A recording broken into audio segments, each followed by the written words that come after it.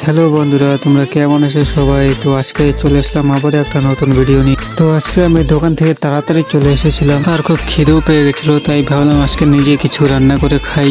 আর আমার ভিডিও করা দেখে ভাসতে কিভাবে তাকিয়েছিল। রান্নার জন্য এখানে আমি টমেটো, আলু, পেঁয়াজ আর ডিম নিয়ে নিয়েছি। তো এদিকে টমেটো আর আলুটাকে ধুয়ে ভালো করে কুচি কুচি করে কেটে একটা পেঁয়াজও কেটে নিয়েছি। তারপর একটা ডিম নিয়ে সেটাকে ভালো করে লাল লাল করে ভেজে একটা বাটিতে নামিয়ে রেখেছি। তারপর সেই কড়াইতে সর্ষের তেল দিয়ে কালো জিরে ফোড়ন দিয়ে পেঁয়াজগুলো লাল লাল করে ভেজে কেটে রাখা আলু আর টমেটো গুলো দিয়ে পরিমাণ মতো নুন আর হলুদ গুঁড়ো দিয়ে ভালো করে নেড়ে চেড়ে একটু জল দিয়ে ঢাকনা দিয়ে দেবো সেদ্ধ হওয়ার জন্য। সবজিগুলো সিদ্ধ হয়ে এলে সেখানে ভেজে রাখা ডিমগুলো দিয়ে দিতে হবে। আর এদিকে আমি লঙ্কা দিতে ভুলে গেছি, তাই তাড়াতাড়ি করে কেটে দিয়ে দিয়েছি। আর তরকারিটা নামানোর আগে একটু গরম মশলা ছিটিয়ে নিলে রেডি আমার স্পেশাল রেসিপি। আর এই রেসিপিটার নাম কি রাখা যায় তোমরা কমেন্ট করো আর ভিডিওতে একটা লাইক দিয়ে দিও।